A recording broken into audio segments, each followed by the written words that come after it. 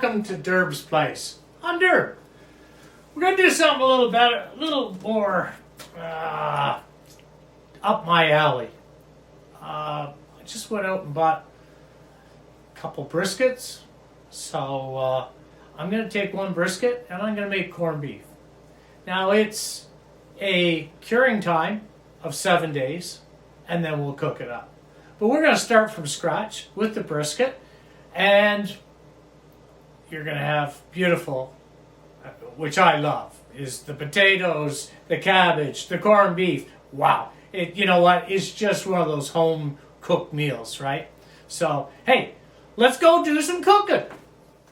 Okay, as usual, I never do anything easier. So I'm making my own pickling spice.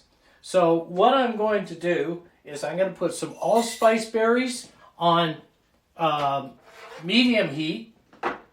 Nothing, no oils or anything. What we're gonna do is just warm these berries up. And I'm gonna take mustard seed. Now there's a tablespoon of the allspice berries and a tablespoon of the mustard seed. Then I'm gonna put in some coriander seeds, another tablespoon of those. And I'm going to put in some peppercorns, another tablespoon of those. And these are just, you want to cook them or heat them up until you can start smelling the spice. Once you start smelling the spice, then you're good to go. I'm going to put in 2 tablespoons of cloves. I mean, you could go ahead and go easy and just buy your pickling spice, but you know what? It doesn't take a lot. And we got a lot of time these days on our hands. So, and I'm going to put in a tablespoon of pepper flakes, red pepper flakes, and just going to let those sit there and warm up. As I said, wash them because it's really easy to burn these. Along with that, I'm going to put in some cardamom pods. I'm going to put in, you know what, I say 9, but I'd probably end up putting 12 in because why would I want to go the way everybody else is going? So, anyways, I'm going to heat these up until I can smell the spices from these pods, and I'll be back. Okay. Now we got our spices. They don't change. What you're doing is you're actually just roasting them and drying them out. So now I'm going to put them in my Morton pestle. And I'm going to... You don't want to totally crush them. You just want to get them broke down. So all that nice flavor of those beans and seeds start coming out. So, I'm going to, oh yeah, you can smell them. It's amazing to smell them. You just, if you can hold on to them without them escaping on you. Yeah, it's a beautiful smell. Anyways, I'll finish this up and we'll be back. Okay, here we are. I've got 2 tablespoons. First of all, there's all my seeds and pods all crushed up. And I'm going to add to that 2 teaspoons of ginger, crushed ginger. And I'm going to take roughly 6 bay leaves. And what I'm going to do is I'm going to break these up and crush them up so they're not huge. They don't have to be exact. Just try to get them in the bowl too instead of on the floor. Okay, so there we have it. There's your pickling spice all ready to go. Now what I'm going to do is we're going to do the brine, which we'll get right at in a moment. Okay, I've got a gallon of water here. I'm just starting to make my brine. I put a 1/2 cup of brown sugar in there, and I'm going to put in 3 tablespoons of pickling spice that we just made. So there's 1, 2, and there's 3. I also put in 1 stick of cinnamon in there. I'm going to put in 2 cups of coarser salt in there. And something that, if you're not used to using, it's a pink curing salt. And what that does is it helps the curing of the meat and it adds flavor to it. Now, it's not a table salt. It's nothing that you would consume on anything other than when you're using it for meats. Okay? It just helps bring everything together. And too much, it could kill you. I'm not scaring you, but you don't set this out. Don't put it around kids. You can get it at barbecue stores. When you're making sausage, they use it. Dried sausage. The ones where you see in the deli where they're hanging. And you go, oh, how can that meat be there? Well, it's been done in a pink curing salt. So I'm putting in 5 teaspoons of this in there. Now, if you don't want to use it, and you go, oh, I don't want to use that, don't use it. You don't have to. What it does do is your corned beef, you'll see if you do use it, it turns a nice reddish color like you always see. That's from that.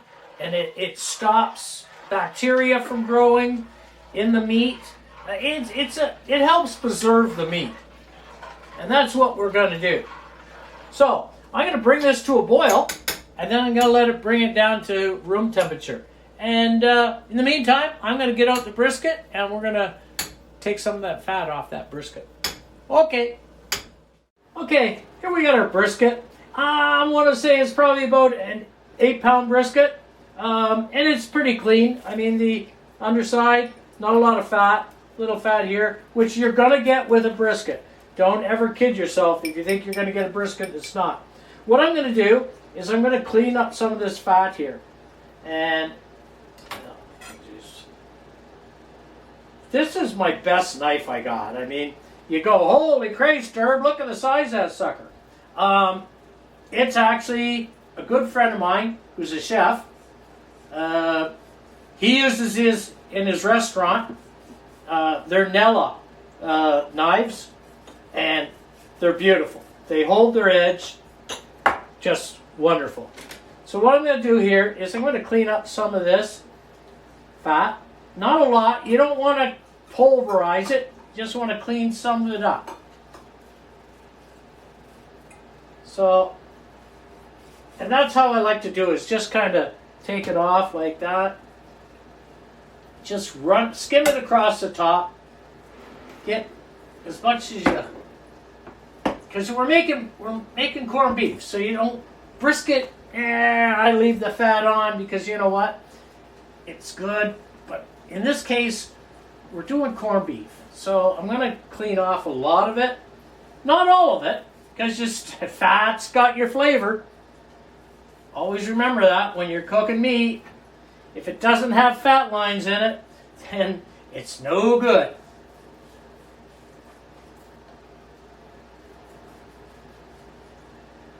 As you can see, I'm just running my knife across the top of it. I'm not trying to get rid of it all. Just cleaning it up. Here you can see where the meat's starting to show through. That's what you want. And I'm literally just kind of shaving the top of this fat off. Like so. Over here, this nodule of fat here.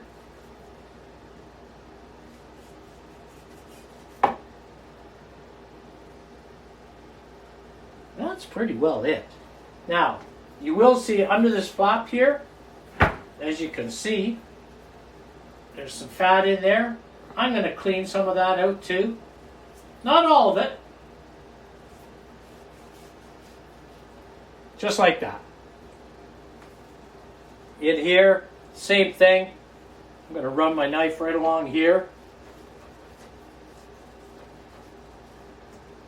Like so.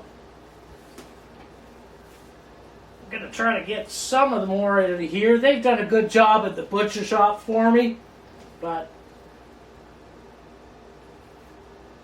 I like to try to get as much as I can out, especially when I'm doing roast. I'm doing the corned beef.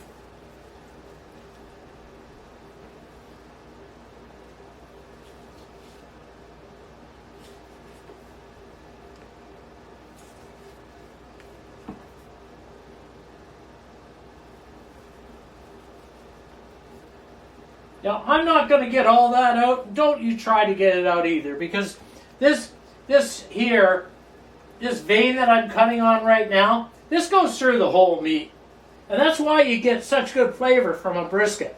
You cook it low and you cook it slow. And, beautiful piece of meat. So there you have it. Nice piece of meat. Of course, there's always a piece missing here. And there it goes. That's ready to go into the bag once we get our brine done. And it's going to sit in that brine in your fridge for 7 days. So, anyways, we'll be back with the brine and we'll be bagging this sucker. Okay, we have our brisket all trimmed up. And our brine is now cooled down. I brought it up to a boil and I've let it cool down to room temperature. So now what we're going to do is put it into a vacuum seal bag, and yeah, it goes in the fridge for 7 days. So I'm going to ask my assistant, my beautiful wife, Carolyn, if she can give me a hand here while we get this piece of meat in here. There we go. Always good to have a good sous chef with you, and she's the best. On top of that, she puts up with me. So, there we go. There's our brisket in there. And now I'm going to take my brine and I'm going to fill this bag right up. And then I'll seal it. This way, all I have to do is every day I'll turn it over for 7 days, and yeah, we'll have corned beef. And make sure you get it all. Get all your juice and all your spice that you got in your brine there. Doesn't hurt to have a little extra. And that's what we're going to have here. We're going to have some extra here, and that's good. It's all good. Because you want that piece of meat to be submerged, totally submerged in your brine. You don't want any sticking out, because this is what is going to literally, we're going to pickle this piece of meat. And then we can, after 7 days, we'll take it out. And we'll put it with the cabbage and potatoes and carrots and that. We'll have a beautiful dinner. Okay, I'll be back once I get this done and sealed, and we'll wrap this up. Okay. We've got this now in a vacuum sealed bag. As you can see, the meat is totally submerged in our liquid. There is a little bit of air, but I'm leaving this up like this so that air will be at the top, and the rest of the meat will be happy in its brine. This is going to be 7 days. So, hey, we'll see you in 7 days. Bye-bye. Yeah, you gotta walk a man.